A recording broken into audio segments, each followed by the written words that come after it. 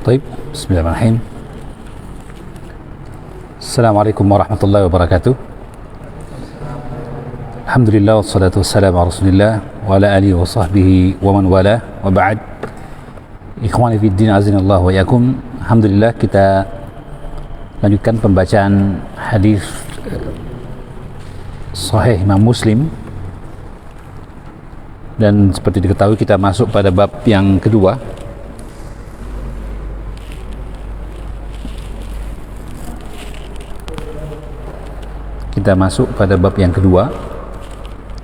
Babu bayanis salawati allati hiya ahlu arkanil Islam. Bab yang pertama terdahulu tentang rukun Islam, iman dan ihsan. Baik. Babu bayanis salawati allati hiya ahlu arkanil Islam. Bab penjelasan tentang salat-salat yang dia merupakan salah satu di antara rukun Islam. Rukun Islam yang kedua adalah salat, atau yang pertama setelah syahadah adalah salat. Baik, berkata Imam Muslim, Hajjaj bin Muslim Al-Kushairi An-Naisaburi rahimahullah ta'ala, haddathana Qutaibah bin Sa'id ibn Jamil ibn Tarif ibn Abdullah Al-Thaqafi an Malik ibn Anas fima quri'a alaihi. Ada? Apa? Ya, lewati dulu muqaddimah. Iya.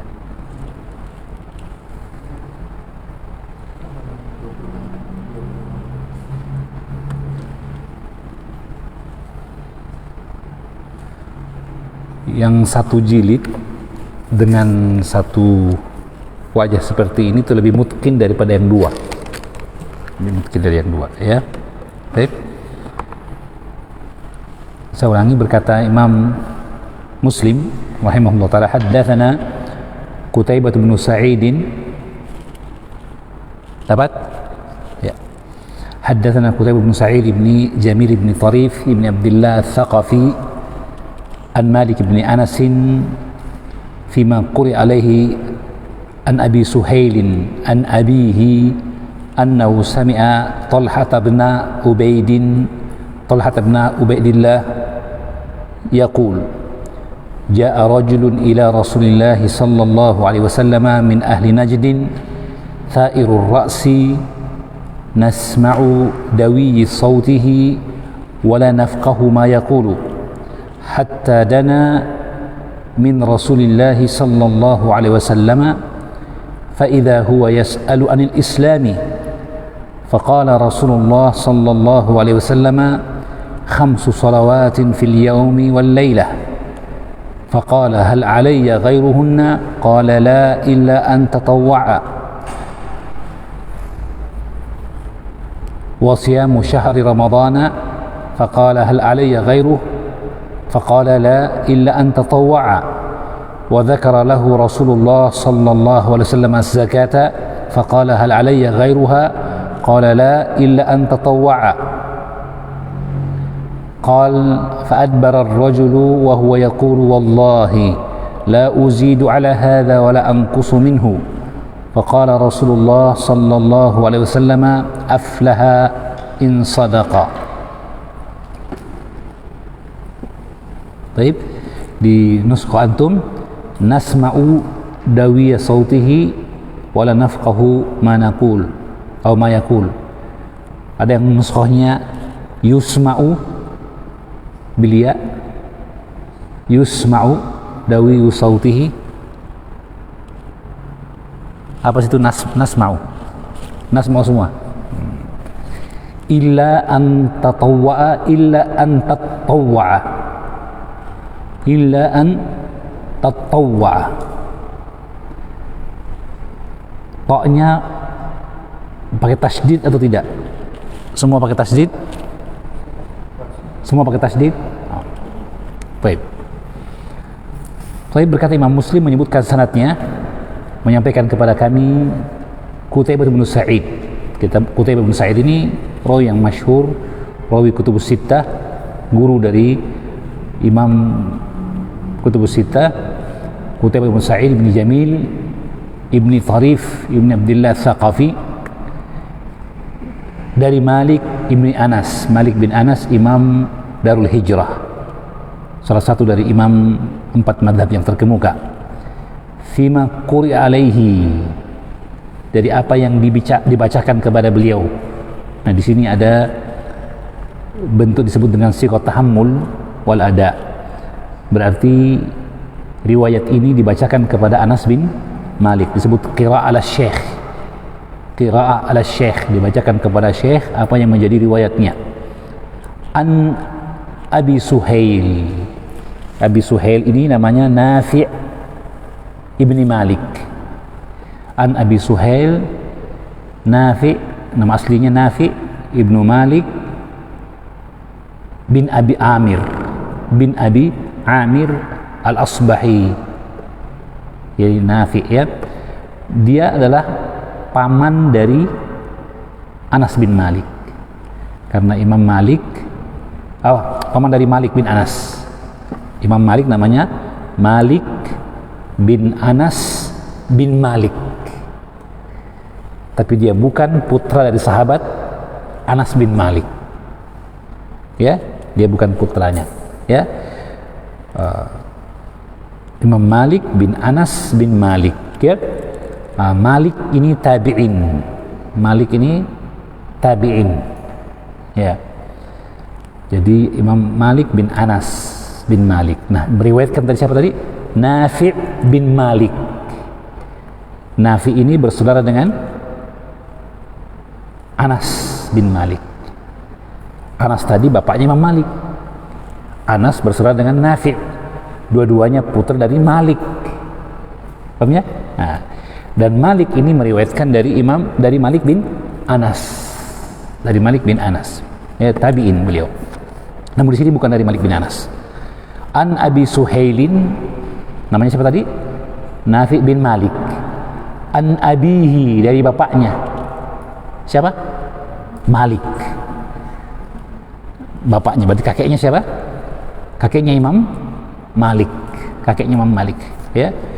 Annahu sami'a Talhah ibn Ubaidillah, bahwa Malik, bapak dari Nafi' alias kakek dari Imam Malik bin Anas, meriwayatkan dari Talhah bin Ubaidillah, ahadul mubasyirin bil jannah, sahabat Nabi yang mulia radhiyallahu ta'ala anhu.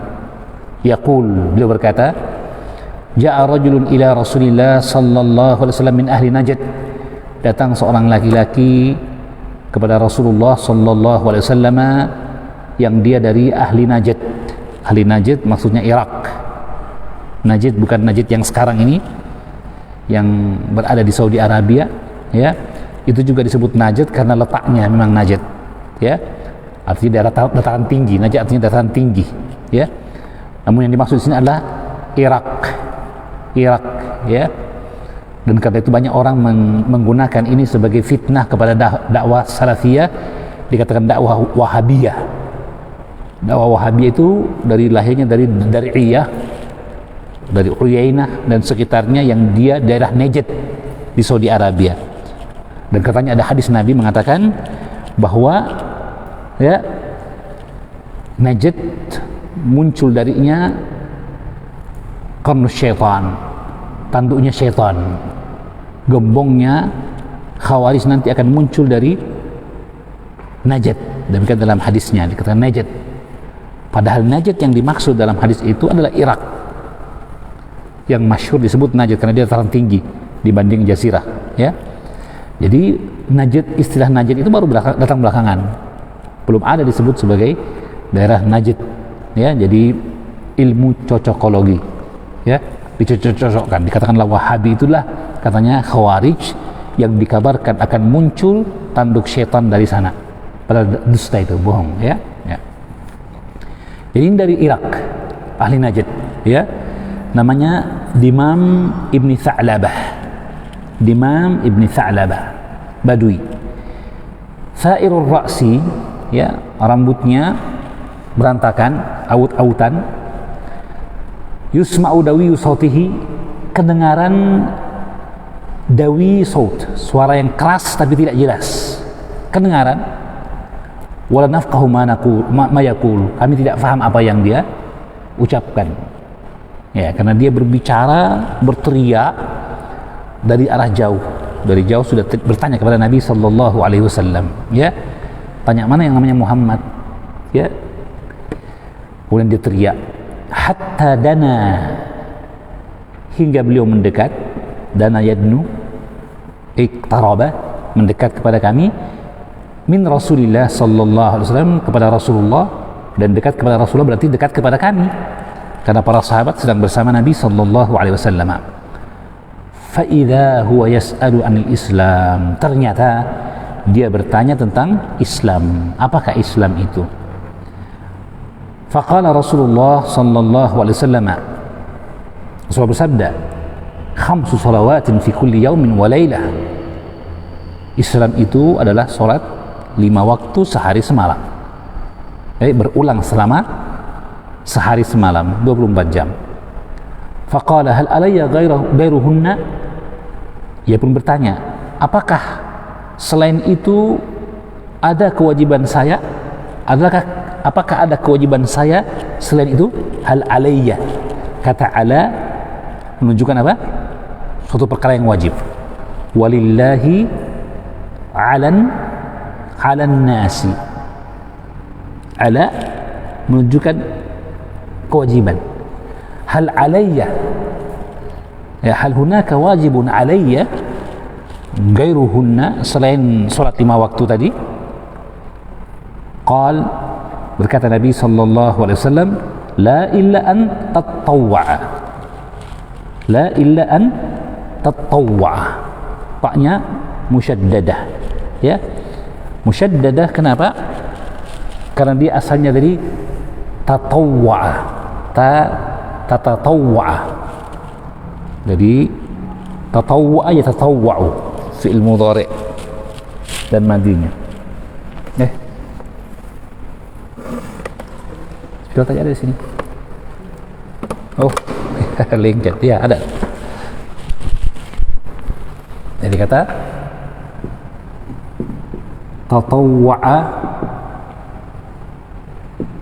yatatawwa'u, tatawwa'a yatatawwa'u, ya. Jadi asalnya begini dia, yatatawwa, kemudian illa an tatatawwa'u, ada ya, kena ada annya.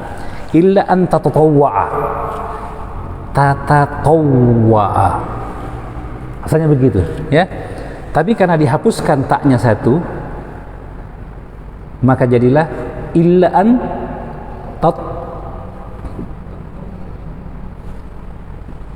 tatawwa'a, seperti tatawwafa, tatawwafa, tatawwafa, yatatawwafu, ya. Ketika ila ayat tawwafa, wa man yatawwafa, yatawwafa,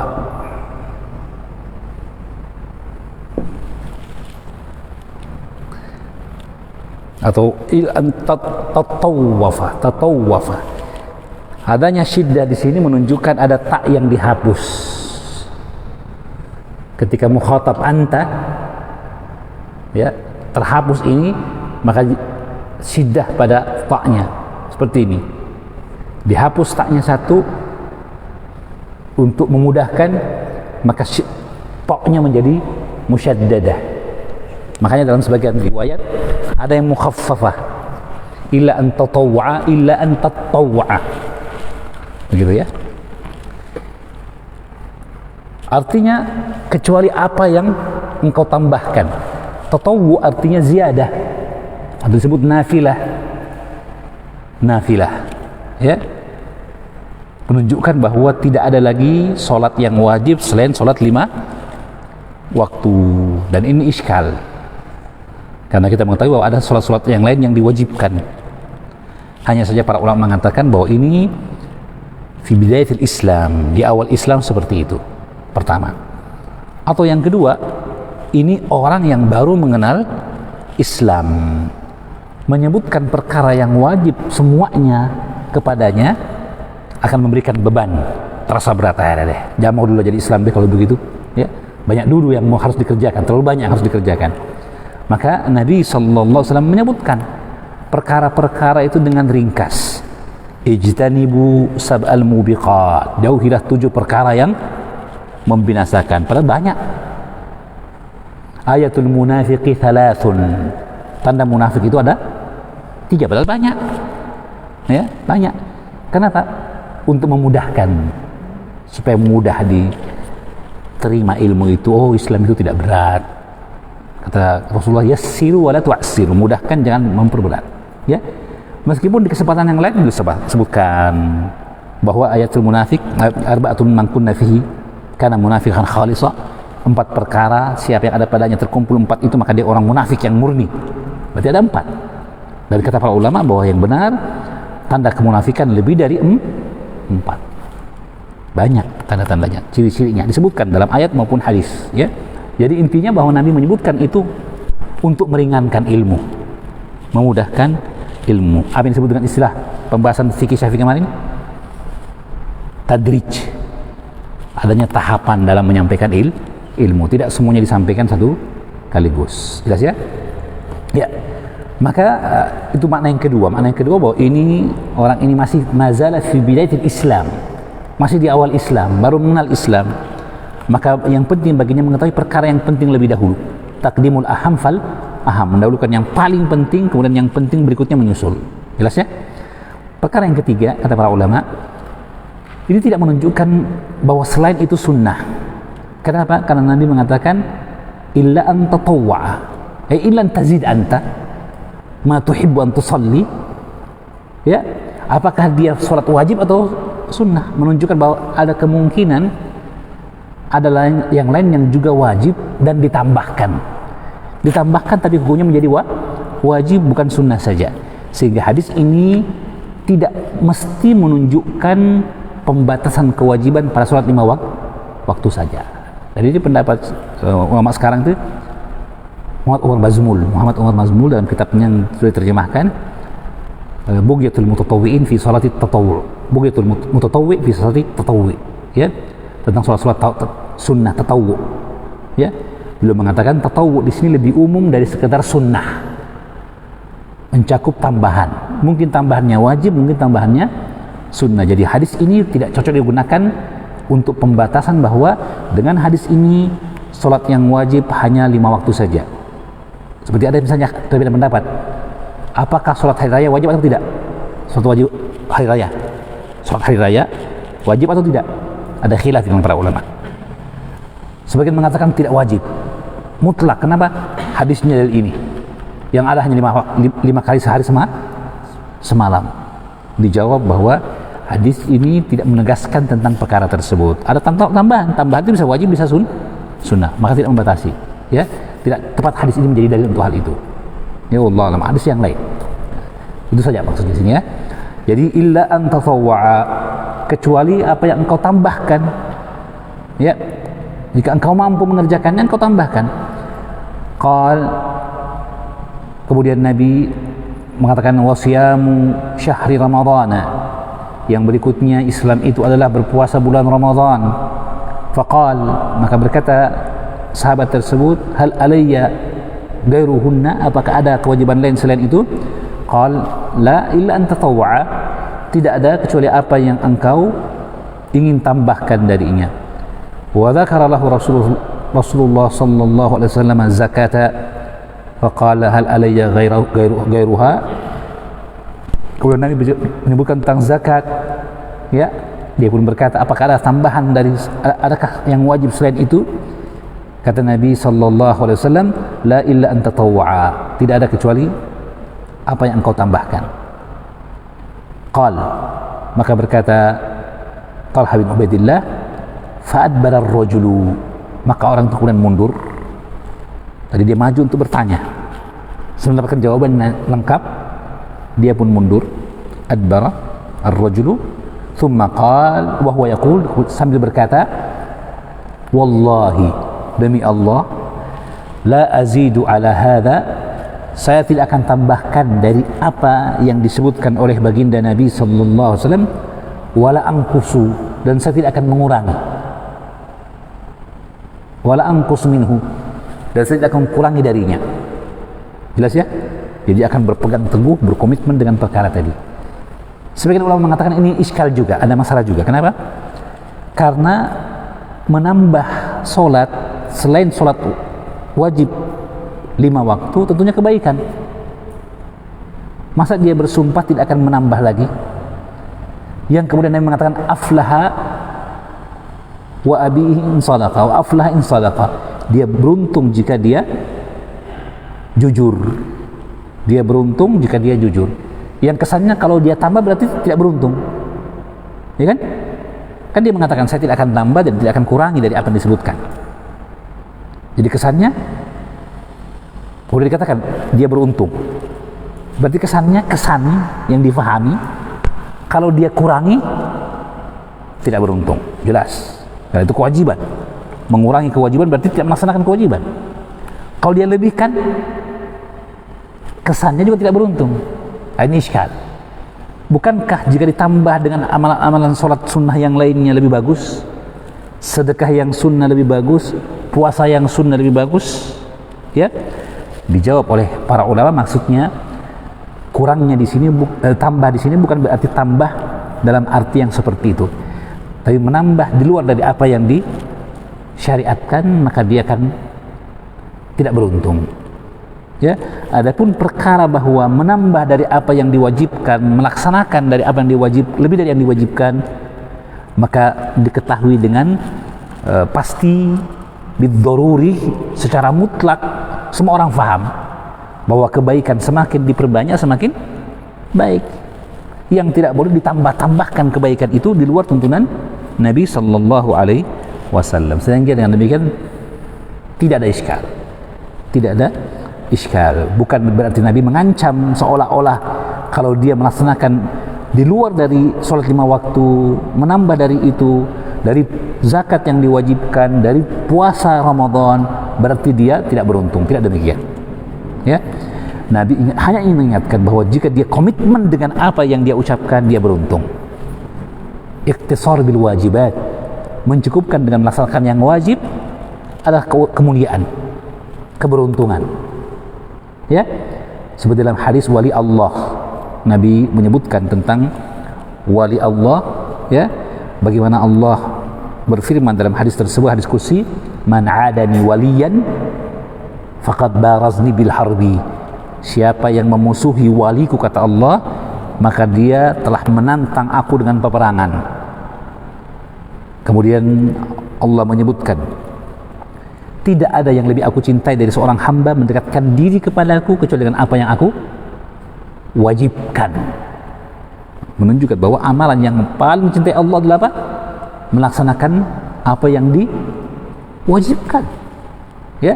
Kemudian kata Allah dalam hadis kursinya, wala yazalu abdi yataqarrabu ilayya bin nawafil hatta uhibbahu, dan seorang hamba terus mendekatkan diri kepadaku, artinya menambahkan dari kewajiban dengan ibadah sunnah hingga aku cinta kepadanya. Apakah berarti kalau hanya melaksanakan yang wajib Allah tidak cinta? Tidak, Allah cinta juga, ya. Dan bahwa seorang ketika dia melaksanakan kewajiban, maka dia melakukan apa yang Allah cintai dari hambanya. Karena itu Allah wajibkan, karena Allah cinta untuk dikerjakan, maka Allah wajibkan.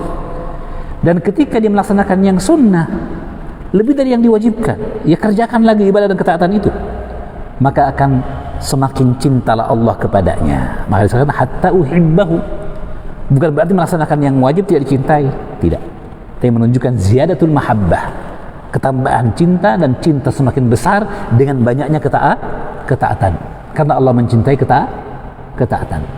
Ya, mohon kita dari golongan orang-orang tersebut. Allahumma amin.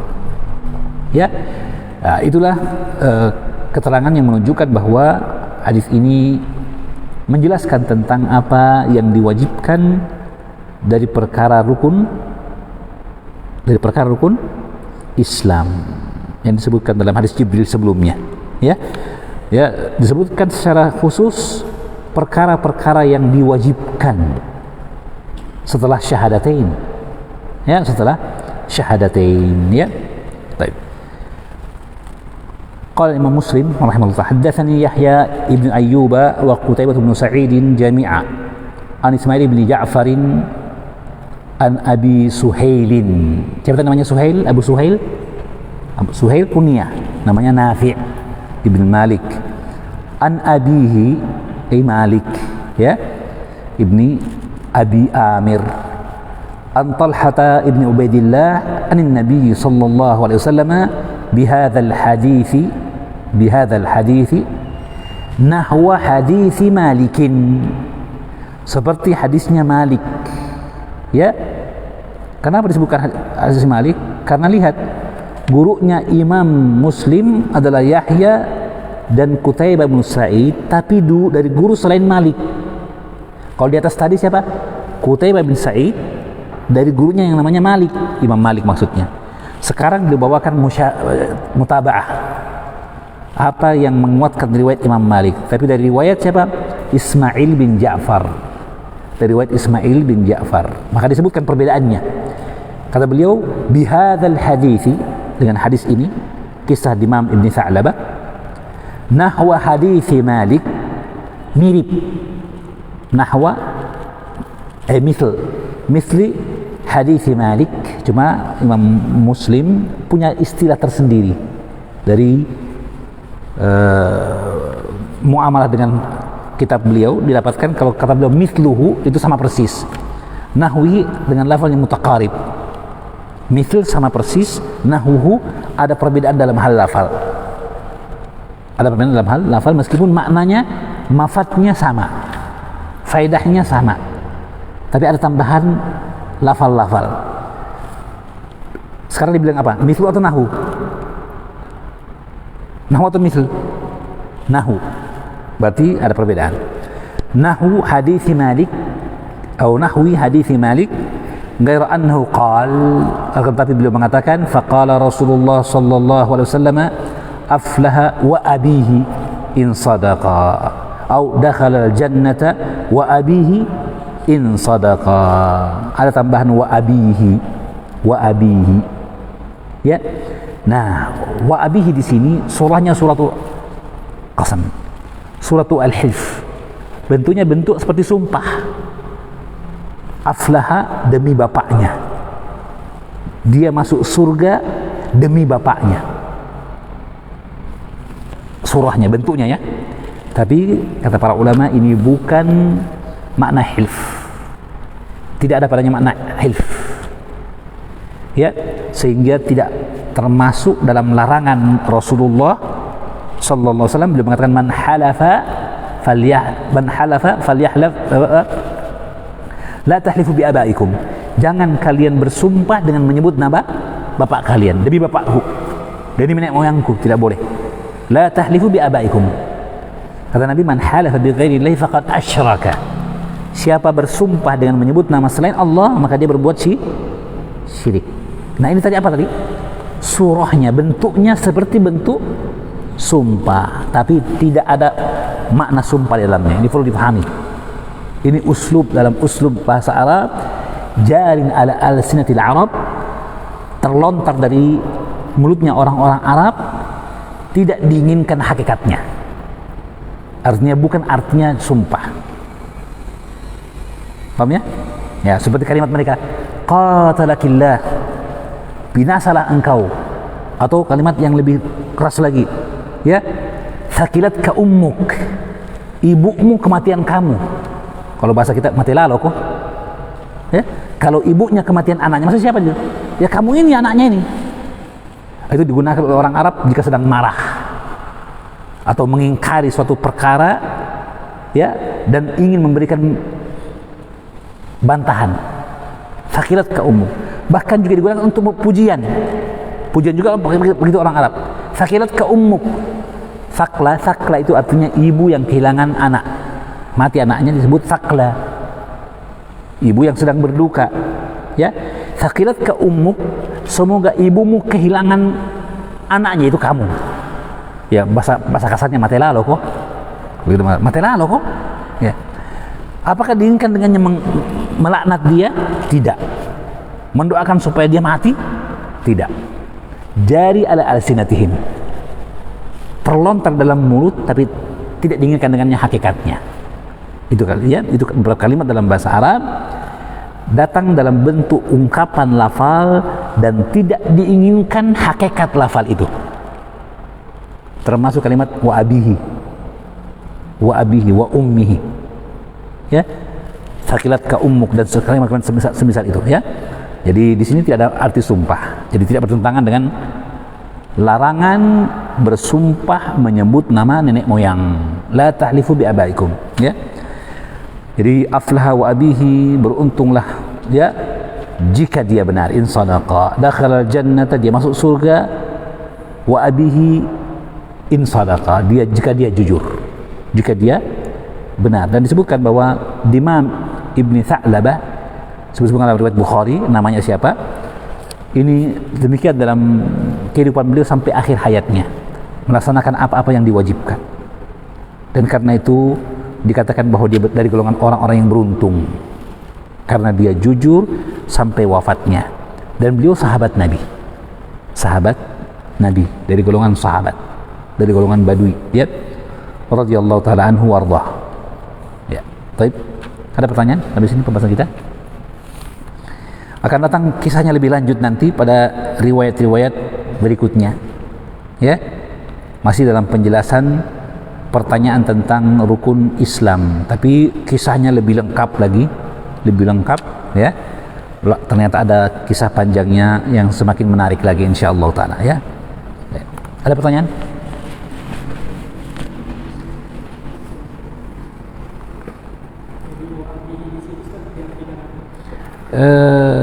Aflaha wa abihi imma diartikan sifatnya hasungan, ya, bagus, beruntunglah jika dia jujur, ya. Jadi tidak diinginkan makna atau tidak terjemahkan itu tidak masalah. Aflaha wa abihi tidak terjemahkan itu tidak masalah, karena kalau terjemahkan nanti difahami oleh orang yang tidak faham penjelasan tadi bahwa ini sumpah. Kalau terjemahkan begini, beruntung dia demi ayahnya, aflah wa abi, ya, aflah wa abihi, beruntung dia demi ayahnya jika dia jujur. Nah kan, demi sumpah dengan ayahnya, Ustaz, ini Nabi bersumpah dengan ayahnya. Apakah ada pengecualian juga? Sebagaimana Allah boleh bersumpah dengan makhluknya, maka Nabi pun boleh bersumpah dengan selain Allah. Tidak ada pengecualian. Nabi melarang dan belum memberi contoh. La tahlifu bi abaikum ya ma'syara man amana bi lisani, man amana bi lisani walam tu'min qulubuhum. Wahai orang-orang yang beriman, mulutnya mengaku beriman tapi hatinya belum beriman. La tahlifu bi abaikum, jangan sampai kalian ini bersumpah menyebut nama nenek moyang, jangan sampai. Tegas larangan Nabi, kan gitu ya. Maka Nabi tidak mungkin memberikan contoh kebalikannya. Maka tidak terjemahkan juga tidak apa-apa. Beruntunglah dia jika dia jujur. Begitu saja. Karena kalau diterjemahkan, kita harus jelaskan lagi kepada orang. Ustaz, bagaimana menimbulkan pertanyaan, kan gitu ya. Sebentar, sekali lagi, ini bukan sumpah dari lafal yang terlontar di kalangan orang Arab dan tidak diinginkan dengannya hakikat lafal tersebut. Barakallahu fikum. Baik, saya cukup sampai sini. Yang dari Allah Subhanahu wa taala, subhanakallah bihamdik, asyhadu an la ilaha illa anta astaghfiruka wa atubu ilaik. Wa sallallahu ala nabiyyina Muhammadin wa ala alihi wasallam. Wa akhiru da'wana alhamdulillahirabbil alamin. Wassalamualaikum warahmatullahi wabarakatuh.